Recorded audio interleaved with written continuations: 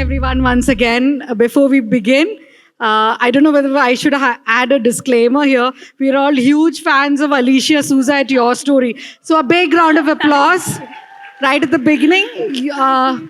You know what? Yesterday, I was asking one of our office assistants to print out these cue cards for me.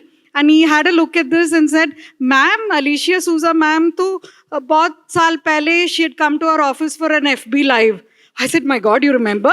So he said, yeah, she's a very fun person, and that FB Live was very fun and quirky. So Alicia, there it is. We're all big fans of Your Story. And thank you so much for being a true champion of her story over the years. And it's an honor to have Alicia Souza here at She Sparks. We have seen her evolve as an artist, as a brand. We all know that she's a very renowned illustrator, celebrated for her whimsical and heartwarming doodles. I open Instagram every day and open Alicia's page, and I have something to smile about every day. So thank you so much for that, Alicia. So beyond her illustrations, Alicia has expanded her creative vision into a very successful brand. Her website also, as you all know, offers a delightful array of different products. Planners, the Alicia Souza planner is a must. I'm plugging that in for you, Alicia. So through her art and products, Alicia Souza continues to spread happiness and inspire creativity, turning everyday experiences into delightful illustrations that resonate with people worldwide. So once again, a warm welcome to She Sparks 2025. That is so kind, by the way. And Thank you. we're so invested in this conversation that my colleague Ryan actually, sat and gave me a lot of questions for this conversation. So thank you, Ryan. So we'll come to embracing your quirks in business. So Alicia, your doodles are full of personality, right? How did you find that courage to embrace these quirks? Because people usually follow the safe artistic style. So I think with style, I think when I started, it was so early that I didn't have time to think about what style I was doing. It was mostly what was the fastest way I could draw something that works for the products we were making. And this was, 15 years ago. So it was so long back. And because it was more about creation and like what's the quickest, because you just have to churn, this was the one that worked for me. And it happened to work for everybody as well. So it became commercially viable. And after I became a freelancer, that was still the style I stuck with because, again, I could create really quickly. So I think it's almost a matter of luck. And also, it was so early that there wasn't many. So it became very distinguished in a way. So I don't think there was everything would be safe because it was so early in the game. There were not that many illustrated products. So yeah, I think it was almost luck also. So quirky defines you, right? Yeah, I love cartoons. I love them. Quirky in a very nice way. So what is one quirk or a habit of yours that you thought was just silly, in the beginning, but actually became a very big part of your brand? I would say for sure. Okay, I know this is, everyone would resonate with their childhood, and they absolutely, everyone usually has like this undying love when you're younger for stickers. It's so weird to say now, but I've never stopped loving stickers. It's so silly and so small. And when I started talking about it and making them, a lot of people started getting nostalgic about them. And now it's honestly part of most of our products and has become such a massive part of our brand that it's kind of amazing because now I make what I always loved. So yeah, that one. Wonderful. So were you ever, Alicia, been told to tone down your style or make it more commercial? Never told to tone down style for sure, but I do, whenever we go abroad, like some of the things I definitely notice and look at is the type of colors that we use. So in India, you use, even your drawings are very busy. The colors are very saturated. It works with this market here.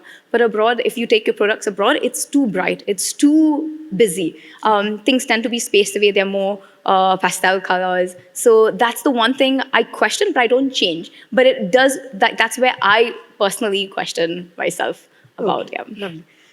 So now we'll explore the business side of you. Done. So what were your biggest fears, when you decided to jump on this entrepreneurship bandwagon? How did it pan out?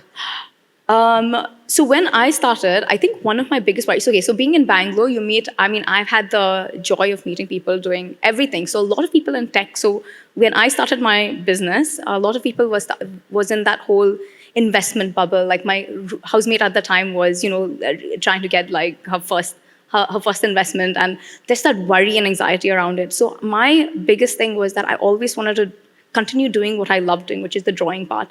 And so that's the one thing that I made sure I kept doing. So even if there is the business side of it, I always scared that I don't want to stop losing it. And that happens a lot with people in, say, creative fields. So chefs is the best example, because someone who absolutely loves cooking and running a kitchen ends up starting a restaurant, but then just ends up managing.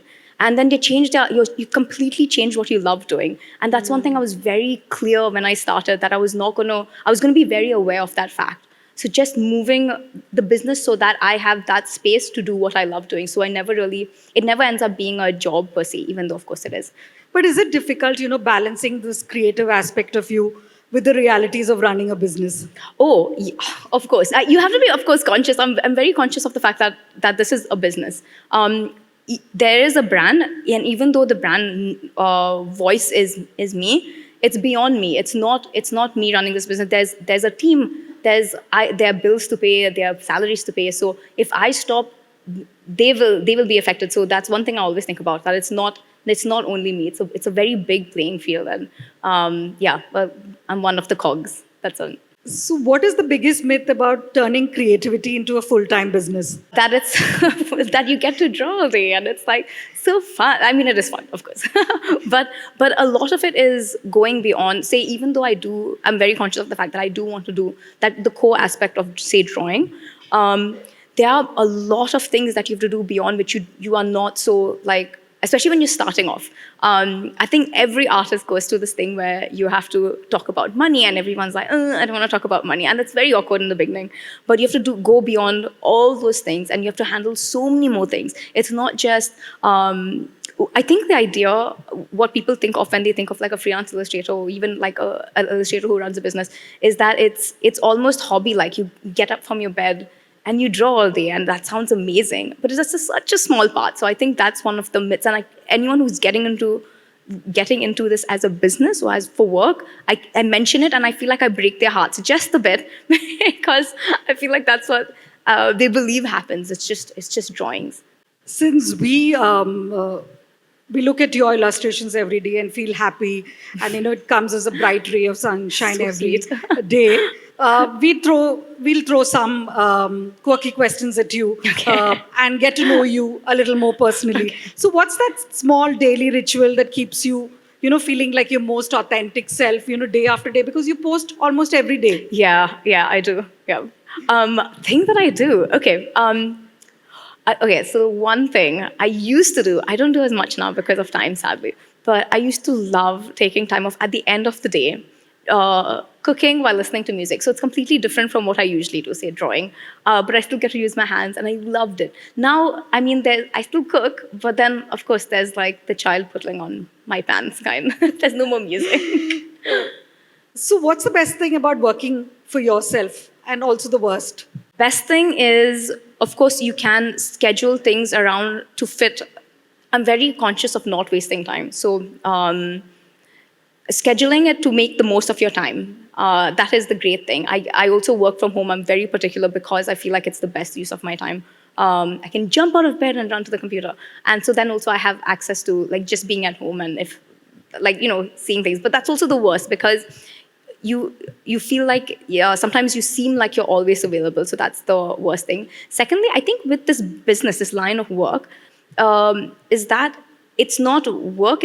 I don't want to say it's a lifestyle, but it is, because you're always thinking about what you're going to draw next, what works, and you're like always trying to figure out that looks really nice. That pattern will go with this color will go with that, and so that it's always running at the back of mind. So there's no like downtime, but it's also so fun. So I don't know where to place it. Maybe in the middle, like it's good and bad, but very good wonderful. actually.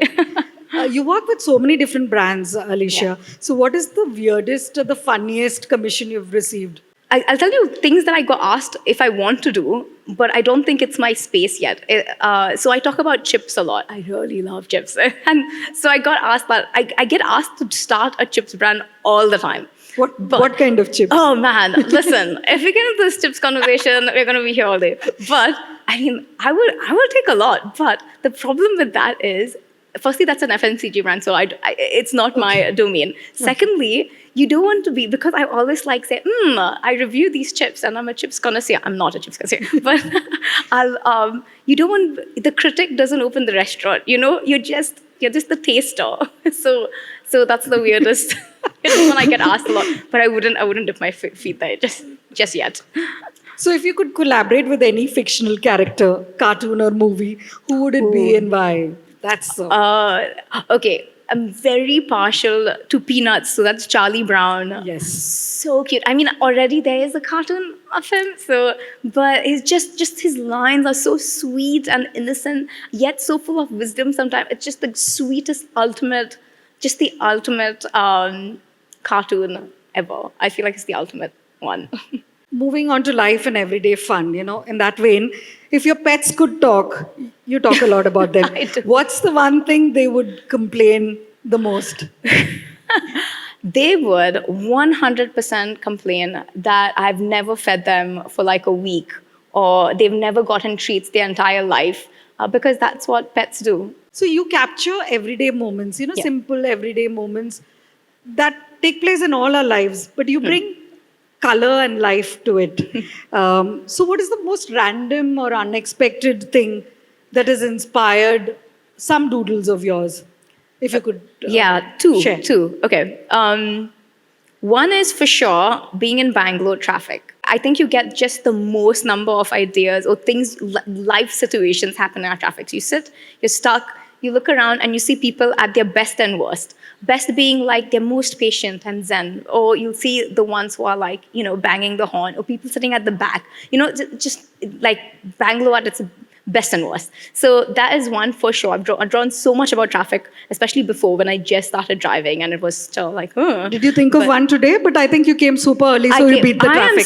Oh my God, I'm such an early bird. Anyway, so that is one. But the second one is, and I don't know if anyone has this thing, where you get a lot of ideas in the shower. So for me, that's like my ultimate, yes, right? the best. It's the warm water, the best. If anyone's a cold showerer, no. I was gonna say a no. It's warm showers, even in the scorching heat.